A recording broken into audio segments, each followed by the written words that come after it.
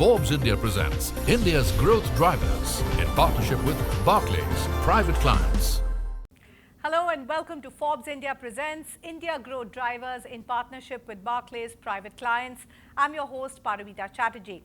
Our discussion today will focus on the key growth drivers which can propel India to a $5 trillion economy, supported by quality and entrepreneurship.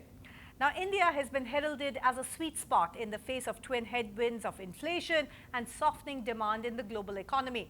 The recent GDP full-year figures for 2023 surprised on the upside at 7.2%, and India has retained the sobriquet of being the fastest-growing economy in the world, according to the World Bank. Mr. Pai, let me start with you as somebody who's been watching this space for a long time, having invested in so many companies.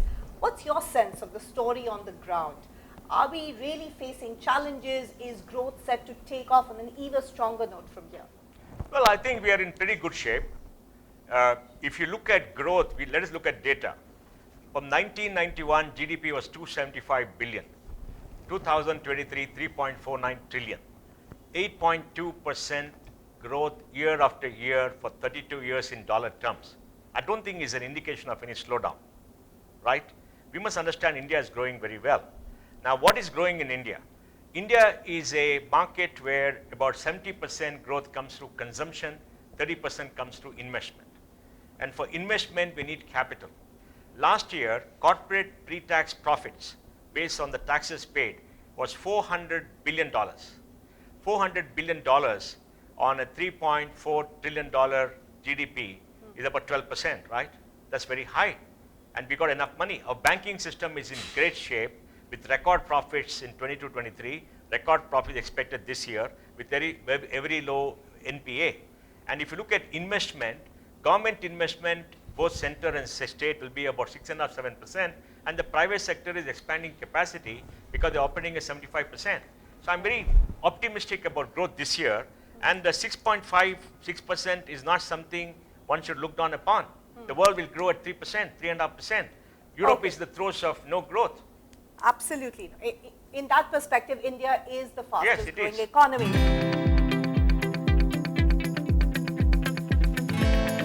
Then Naryana Shroff, let me come to you here, because we've picked on two aspects in this discussion. One is value and quality, rather, quality and entrepreneurship. Now, what do we exactly mean? Let's start with quality first, because I mentioned the fact that policy framework, for instance, plays a large role in quality. I mean, if we are to have this kind of sustained growth, as Mr. Pai is referring to, how important are these two factors? So let me look at it from an outside-in perspective, Paromita. I mean, if you look at global investors, Mr. Pai talked about, capital. We need capital. So what attracts capital? And you have to look at it from the investor's mindset. They have looked at economies, they've looked at entrepreneurs, and they've invested in these businesses, who have been able to deliver cash flow, who've been able to deliver unit economics, value add, who've been able to sail through those cycles, cycle after cycle, right, through the resilient, through showing resilience over a period of time. So I think that's what I meant by quality. We've had a brilliant run on this startup ecosystem. We've got scores of entrepreneurs coming on board. What they would want to see is this quality showing up. And it'll result in three things, right? It's going to increase the flow of capital, not just global, even domestic investors. It's going to reduce the cost of capital. And more importantly, it's going to reduce the risk premium, whether you look at the sovereign risk premium or you look at the equity risk premium in each of the businesses. And that's brilliant news for us on a capital-starved So you're economy. equally optimistic. Absolutely. You're saying the runway has been created despite what appears to be hiccups. I mean, inflation is still a big worry. And let me go across to you, Vamsi Krishna, Vedantu, and you've been through some tough weather as well. Tell us, for you as a company, what helped you make through it? And especially when you talk about these aspects of quality and entrepreneurship, what do you think helped you pull through, and what's going to help you pull through even further in the coming time? Sure. So both the perspectives, like one is a short-term and other is a long-term perspective. I personally started my entrepreneurship journey way back in 2005.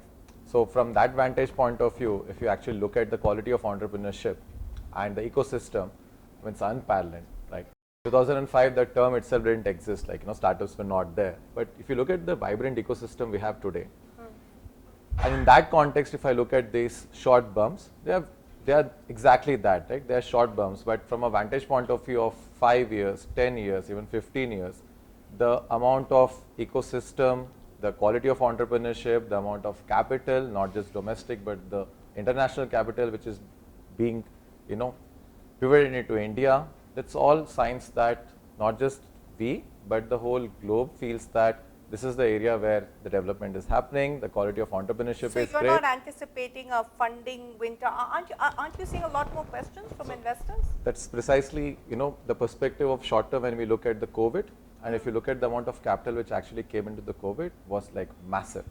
From that vantage point of view, is this year lesser than last year? The answer is absolutely yes. Okay. But if you look at what this was, probably even in 2018 or 2017, that amount is still higher from that point of view, right? So don't just look at it on a year-on-year basis. Yes. Look at it on a longer time frame.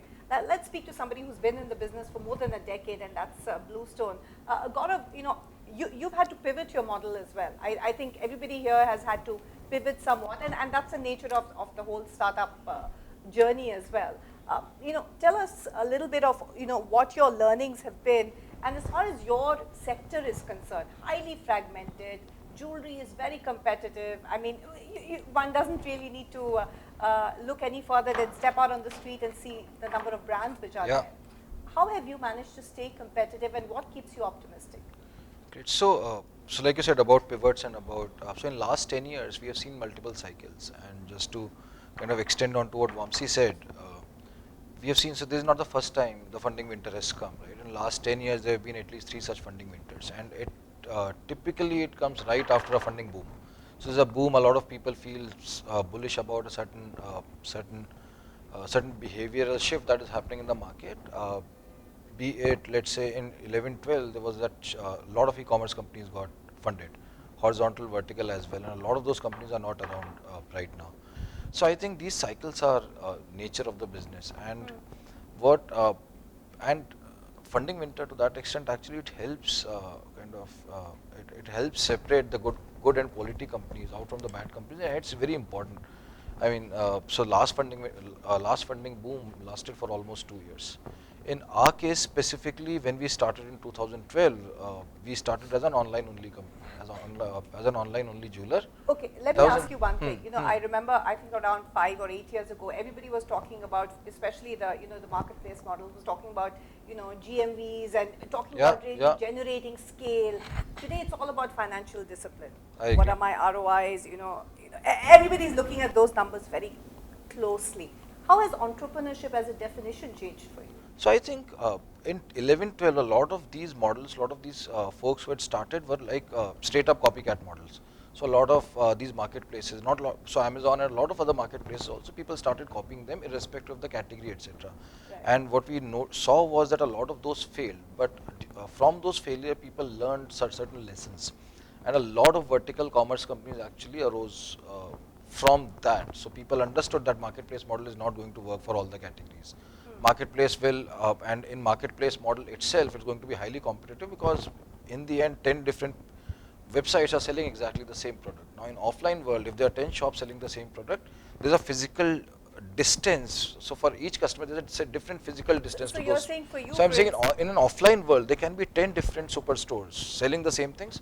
But in online world, it's going to be one because it's equidistant from almost all the customers from. So that's been a big learning countries. for you. Okay, let's talk to 2 relative newcomers. Somebody who's really disrupted the market, and I've got Wakefit here with me. Yeah.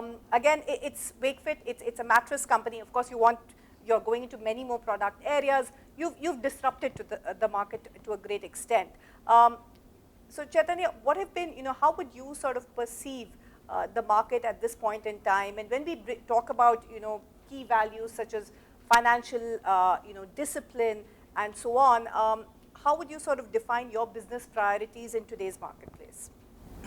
Our journey has been different from the traditional companies because of the vintage that we've had. I think we started in 2015. It's about 8 years now. But Ankit and I, my co-founder, both of us were failed entrepreneurs by then. I had tried 2 startups, he had tried 1 startup. And we had failed spectacularly at those. And we had taken up a job and met in that company. That's where we became friends.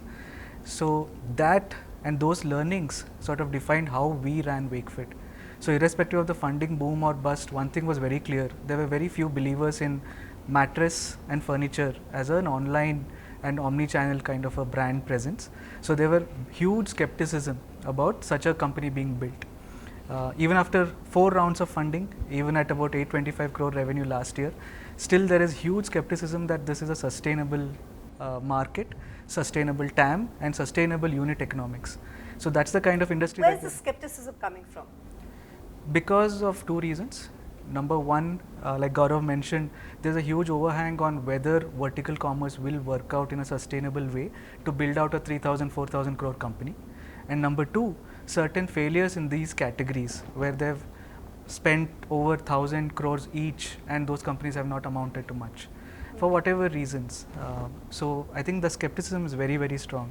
So given our own learnings and the skepticism of our industry, we never had the luxury to say, let's just burn and see what happens.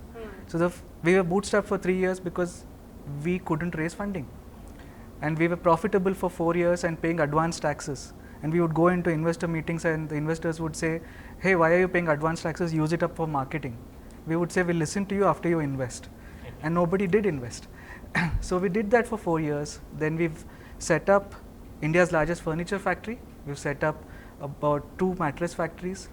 And we are a truly full stack company where we cannot depend on anybody else for survival. Any growth. So those tough times have really made you. Yes. And Vamsi, I want you to talk specifics. Tough times have really made you as well.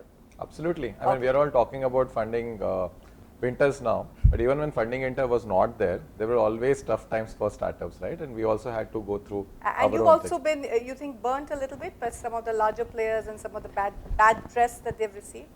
Absolutely. See, I think we need to also look at this in the context of what gets rewarded, right? When everyone is giving you, exorbitant multiples on growth, and when even as Gaurav was saying in 2010 and 11, it was more about, is there a demand itself in the first place?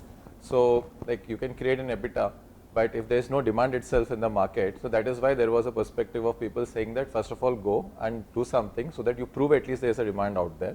Hence, that was being chased and that was being rewarded.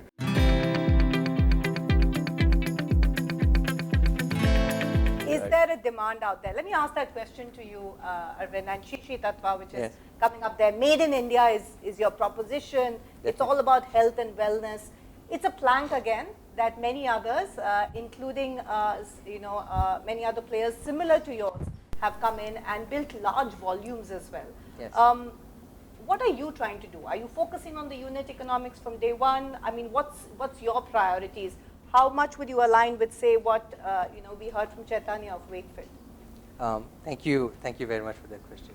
So, one particular thing that what Sri Tattva has always championed is quality, and this is something that what we feel that India has always given across to the world. So, we'd like to ensure that this particular name of quality is something that what India also resonates. And being a global brand, we find that this particular responsibility lies within us to ensure that whatever we bring across, there's no negotiation when it comes to quality. Now, looking at unit economics, of course, you need to ensure that when you are running a business enterprise, you need to look at profitability, you definitely need to look at ROIs. But at the same time, it needs to be consumer-centric and also customer-centric. Say that what am I delivering across to the customer? Am I delivering a product that where I'm just going to make a profit of, or is it going to make a difference in your life? I mean, you're available across the world. Yes, of course. Told me. Yes, so are you profitable yet? Or? Yes, of course we are. All right. For you, profitability is something that you really kept in the rear view window from day one. So that's what. So quality and profitability do go hand in hand. Okay. It's not always that that you need to let go of quality to be profitable. So definitely, if you have innovation as a backbone in your particular enterprise, this is something that what you would be easily able to. Okay, so we've heard a mix of things. Those who've been burnt, who've been here a decade or so, Mr. Pai, I mean, how do you react as an investor particularly? And you were telling us that you get hundreds and thousands of people who are asking for a share of your investments. I mean, what are you hearing from companies? And more importantly, what is it that, how has your sort of measure of whether or not a certain company is worth your investment, how have those measures of, how have you sort of changed your norms of measuring what's a good investment and what's not? You see, India has got a discovery problem. Look at the stock market, 5,000 listed stock. Who do you pick? In many countries, you don't have so many stocks. All right? And if you look at startups, 96,000 registered startups, 21,000 funded. So many coming up. So much of technology talent. So much of great ideas. Whom do you choose? So you have to make the right choices. And the right choices depend upon the person or the team behind the company or the startup. Then what is their strategy? And what are they going to do? And how do you feel they will do it?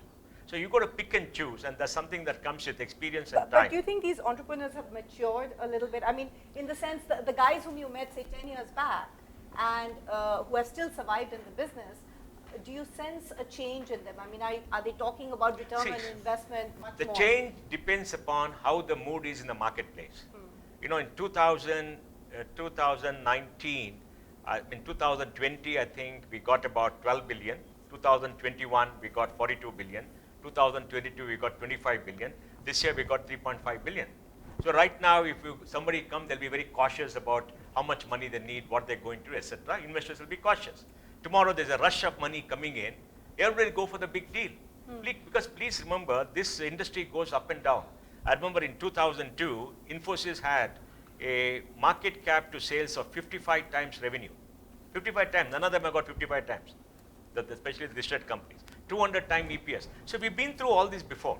So you got to choose the companies you want to invest. You got to work with them to invest. And you must remember one thing. Many of these entrepreneurs have never built companies. They don't know how to manage. They're learning on the job. They're all rookies. They're young people. They know technology well, but they never build businesses. It's the first time they become entrepreneurs. So they're very optimistic based upon the money that they get. And they often make bad mistakes. And the investors who invest in them in this country are not operating people. If you look at all the venture capital funds, 75% of people who have never built a company, never worked in a company possibly are in the finance area. And like he said, blow the money, throw the money, why do you want to pay tax? Because their attitude is, we are there for the next round and spend the money, get the revenues up, take the next round, take the valuation up. So the system has to mature. If you go to the US, 75% of venture capitalists are operating people who have built businesses. It's a very mature system. And companies are started by people largely, not all, in maybe the early 30s, who have worked before or done it. Here is young people doing nothing wrong. So pretty much both sides of the story are so you have to learn how to choose, and if you choose well, you'll do fairly well. For example, we have a company. I mean, you were part of one of the most successful software companies. So we built the company up, but those are different. There's no capital those yet. Those are very different times. See, in the last 10 years, there has been a technology wave, a technology transformation. There's a mystery of technology. People with money don't understand the mystery. They get carried away by something like artificial intelligence today. Everybody's getting carried away, right? They got carried away by the boom in the US, which went on for 10, 12 years. Huge valuation. So greed and fear plays. And there was greed, so money came in. And then we had these B2C companies. We said we're going to grow revenue at every cost. Let's talk about jewelry and, in terms of your back-end processes, or even the way, now everyone's talking about customer acquisition and using technology and, the whole customer experience journey. How have you evolved in that sense when we're talking about aspects like quality, for instance? Sure. So about the category itself.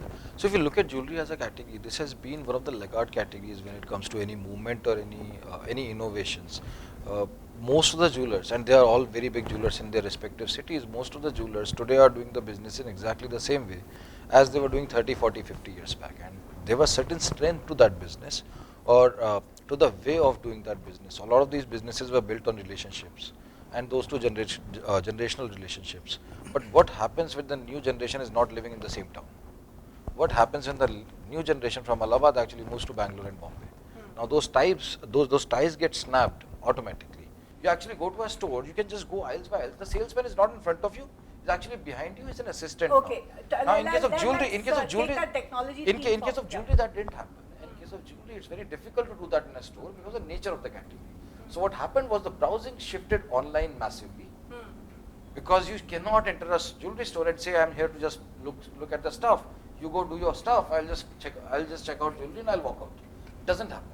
Happens in shoes, happens in apparel. The consumer behavior has changed. So online beats offline hands down when it comes to browsing. Online is not able to generate enough trust because of the nature of the category and the price points. which is where a store comes in.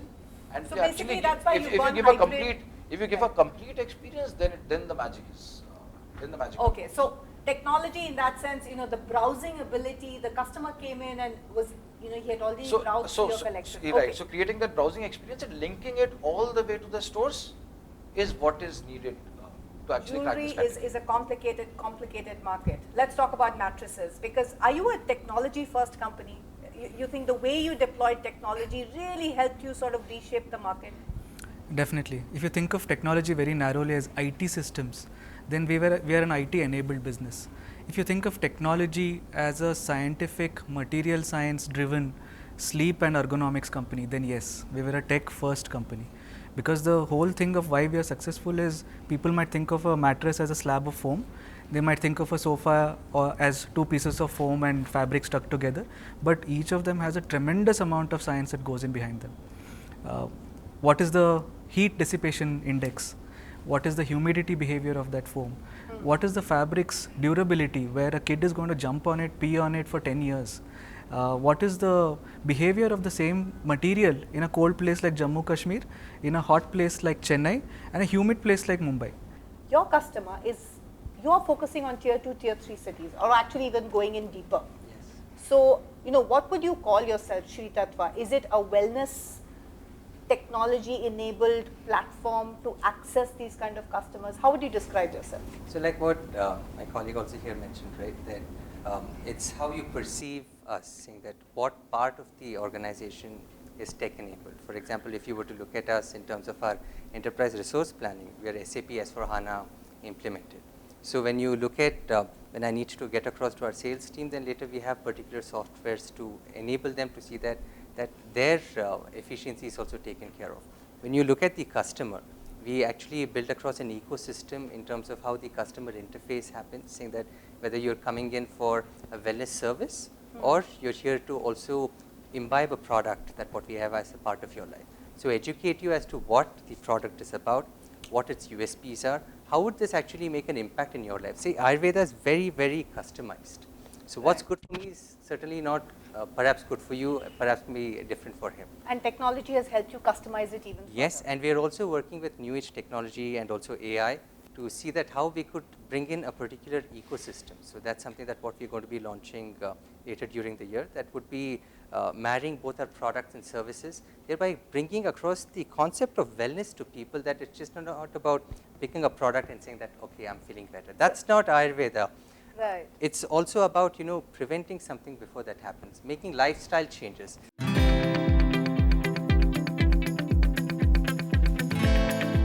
We have to talk about the here and the now, because from the here and the now we build for tomorrow, right?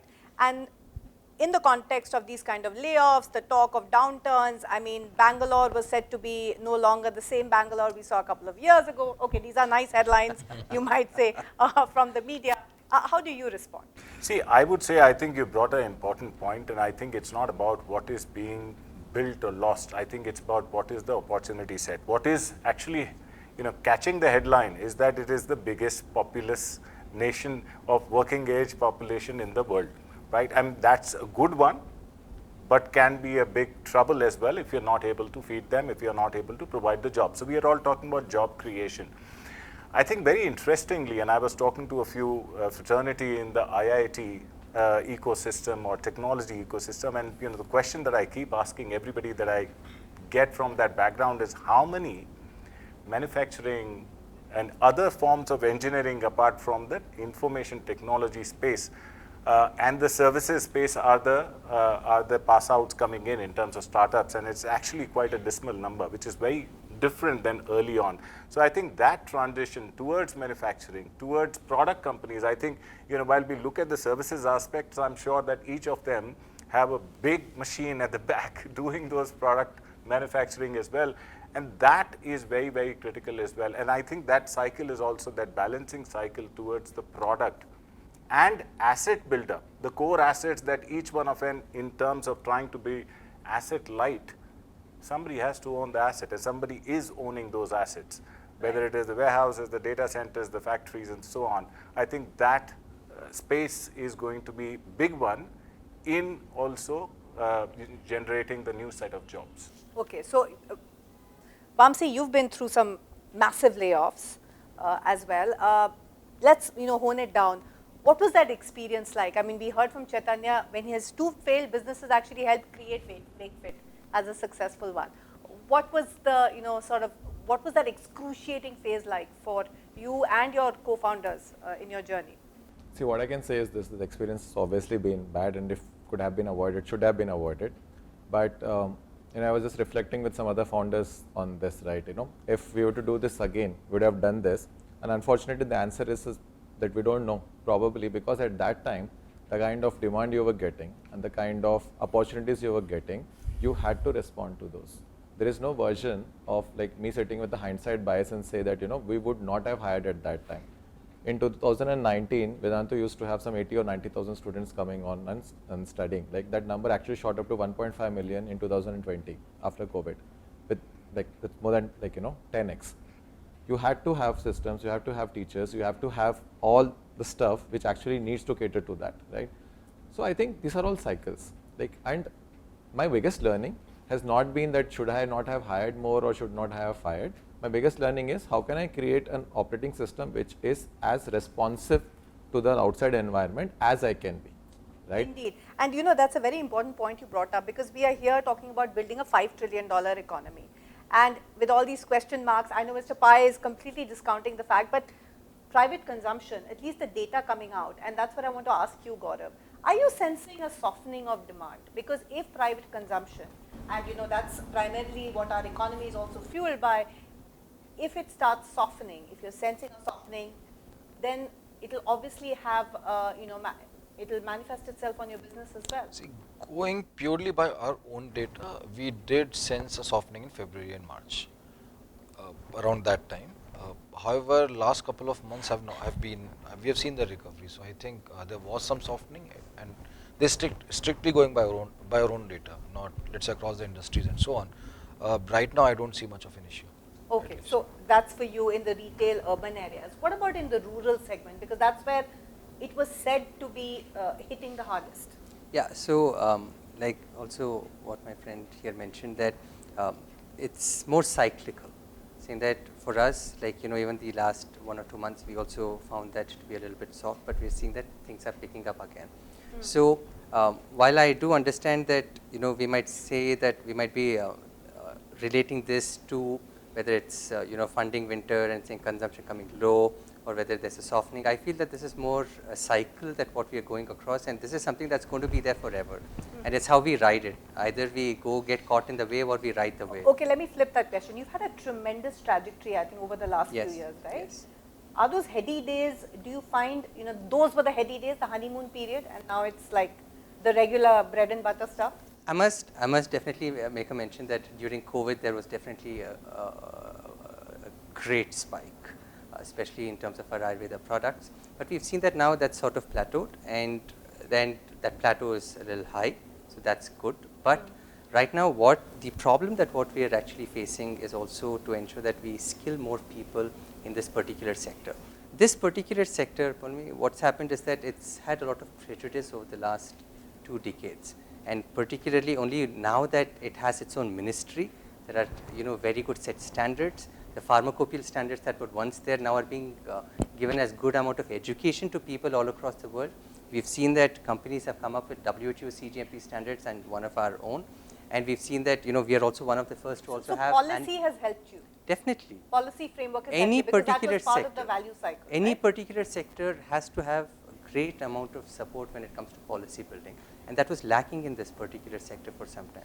But over the last decade, that has definitely changed, and that's something very positive. Having said that, we started this discussion by talking about capital, and you gave us some very valid figures. But in terms of foreign capital, and ultimately that's been our key growth driver, especially for the startup universe as well. How do you see that group of investments, particularly in India, sort of shaping up going forward? Look, we need to understand on the economy basis, our investment today is 30% of GDP. Internal savings are 28%. We are depending on FDI for 2 to 3% for the last 10 years. And 2% of GDP is about maybe $75 billion. If you get 150, we can't absorb it. So that's the amount of capital. Okay. So this is marginal to requirement, but very critical for the boost that you want to give. Now, what are foreign investors looking? Foreign investors turned cautious because of the increase in the US interest rates. From 0 to 4.5%, 5% when it went up for 3-year bonds. They said, okay, we'll stop here because we don't know what's going to happen. Uncertainty is too large. Capital values of bonds came down. $1 trillion of losses happened in the bond portfolio in the United States. So they were cautious. Now, interest rate stability has come with the Fed. The rates are inverse. They're thinking we'll invest outside. That's why this dry powder is available, because their cash took on call. They didn't invest. They stopped investing. Now, when the economy in the West is stabilized and they find that they're not going to get those obscene returns, things are going to be down, they're thinking of investing globally. And when you look down, China used to absorb a lot of capital. China is not absorbing. It's a no, no, no. India is the bright spot, still growing at 6%. Japan is grown a little bit. Indonesia is growing. Indonesia is growing. India is a small economy. Right. And Southeast Asia is growing a little bit. South America is going nowhere. Africa, has got challenges. So are you saying India is the market where people are coming. And they're going to come. If the 2% goes to 3%, money will go up like anything. Please understand the scale. So I think it's important for us to understand the context. And foreign money depends upon global events, not Indian events. But isn't foreign money also looking at the track record of Indian companies? And wasn't that a bit of a question mark? Look, when 42 billion came in, 80%, 85% was foreign money. Where did it go? Into all these many BCG companies, they blew up the cash. They never asked questions to that company in Delhi when they put a lot of money and that entrepreneur blew up. They never asked questions to those companies who went for listing at high prices and blew up. But they are asking questions now because the mood has changed, right? See, the market goes to exuberance and then fear, greed and fear. When you're greedy, you invest in everything because you think you're missing out. When fear comes in, like he says, fear is very contagious, then everything, even a good company becomes no. I mean, if you look at the software service companies, good rate, low PE, people are not buying. So that's good news. If capital is there, foreign capital, the cycle is changing, that's good news for all of you.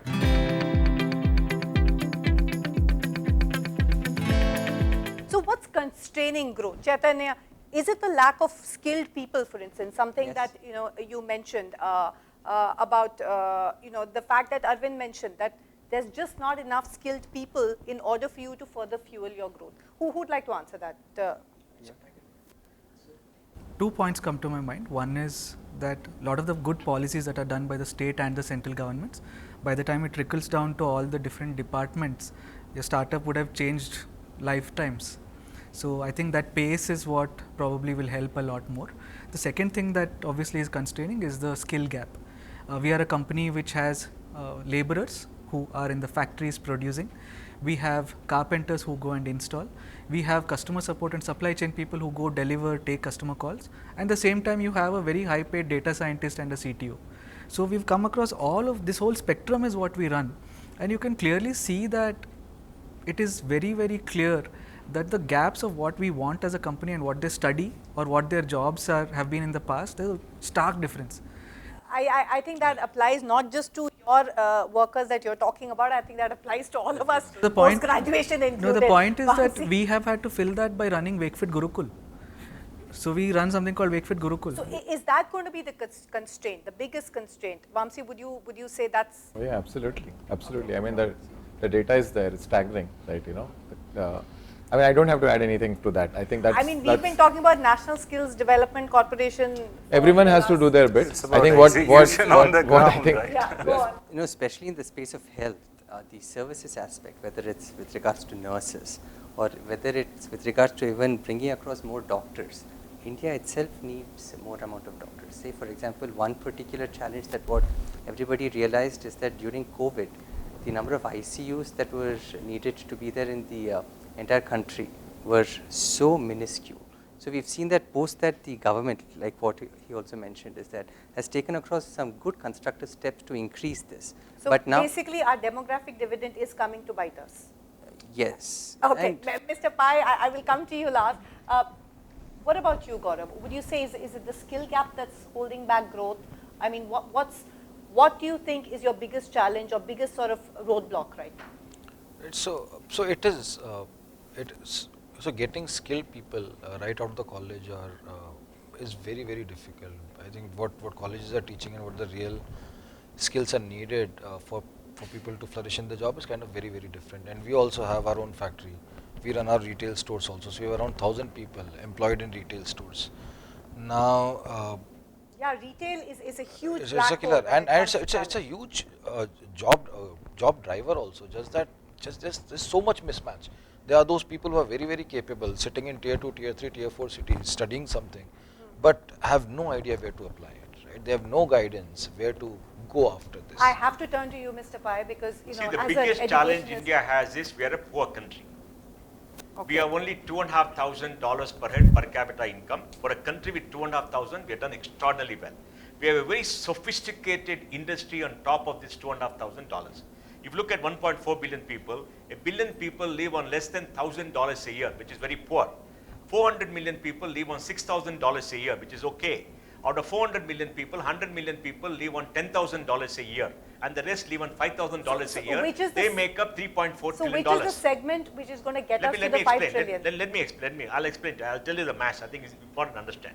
So this 100 million people are growing income at 8 to 10%. They're the ones buying the cars, buying the houses. Absolutely. 4.25 million cars. That's pretty good. We are possibly building 1 billion square feet a year. That's very good. Which country is doing that? Not many countries. But you don't feel the impact because the base is so large. That's point number one. Second, the Indian corporate sector focus on profitability rather than scale.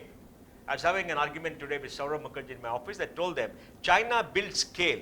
When you build scale, your cost of production comes down. You can supply more goods and goods to the larger mass of population whose purchasing power is going up at a particular pace, lower than your growth rate. Okay? So we want profits. Our profitability, EBITDA margin to sales is one of the highest in the world. China's EBITDA margin is 6 to 8%. Our EBITDA margin is 14 to 15% on a global basis. Okay? So we must focus on scale, bring down the cost so more people can buy the goods like China did, which we are not doing because ROE and all the nice things are important to people, not scale. The third thing which is very, very important is even if you grow at 6 to 7%, I told you in dollar terms we've grown at 8.2%.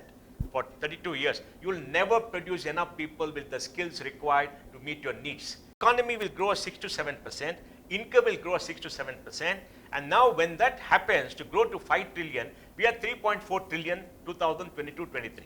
This year will grow 10 to 11% in nominal terms. When you grow in nominal terms, the rupee dollar is 82.50 because we have reserve surplus. We're not going to see a depreciation. We may add about $500 billion to GDP. We are adding 15% of incremental GDP growth this year as per the World Bank. So end of the year will be $3.94 trillion. 2024 March, 3.8 to 3.9 trillion dollars will be there. We got to go to 5 trillion.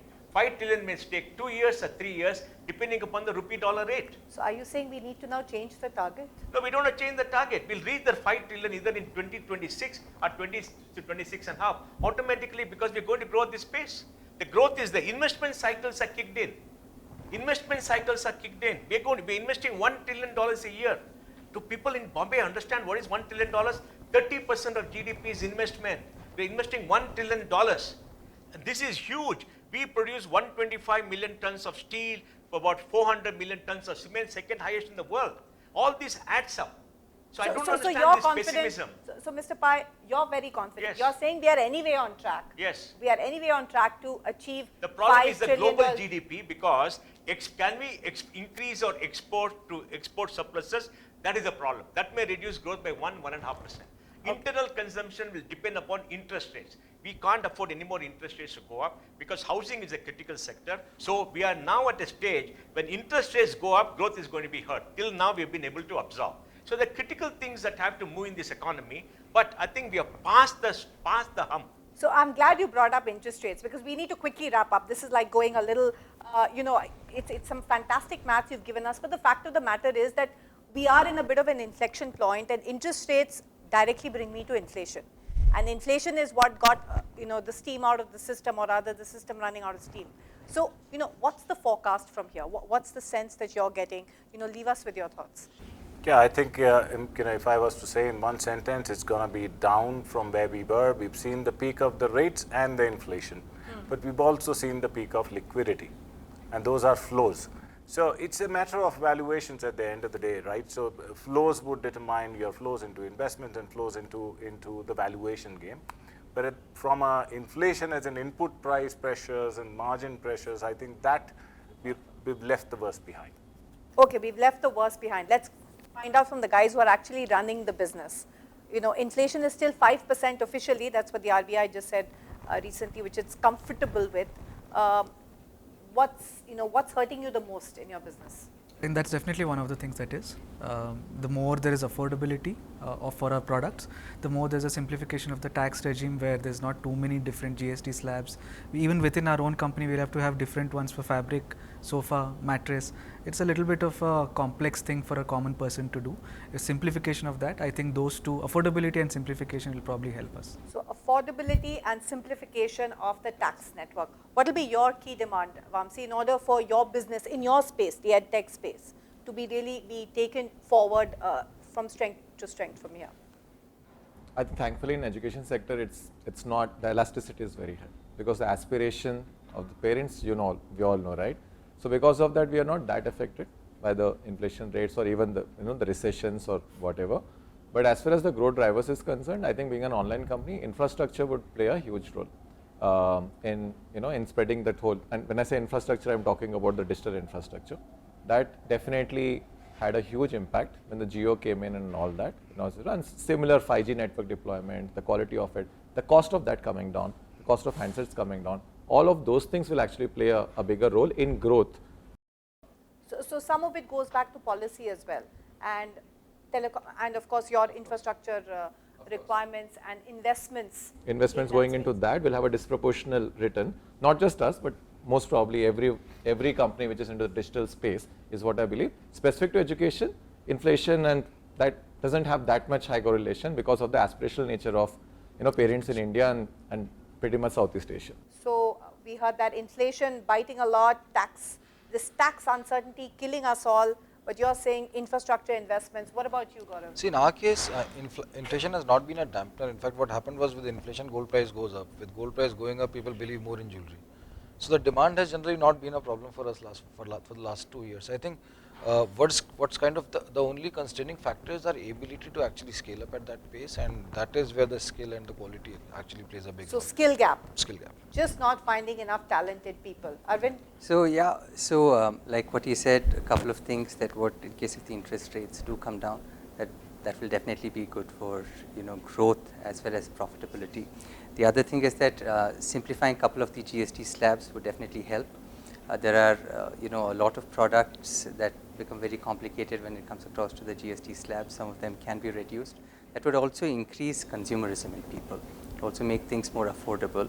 And of course, one particular thing that's also welcome, that what the government is also thinking right now, is also introduction of the PLI scheme to the Ayush sector as well. Right. I feel that this will really drive both volume in terms of products and also as services. So this is something that is going to be something that what India can champion across to the world, and also that India takes it more seriously even when it goes to countries abroad, and also perhaps negotiate to see that the Ayush sector can be a part of the FTA. Right. Yes. Okay, so more of government support, more of sort of a policy framework, and as you said, being part of the FTA. And a whole lot of things has happened, but I think more can be done, and the faster it's done, this particular sector can really be an answer to a whole lot of problems that what the world has. I think the person who has whom perhaps the FM listens the most to amongst all of us would be Mr. Pai, since I mean, I think tax stability, Mr. Pai, would you say that is a very important requirement if we want to build this $5 trillion economy?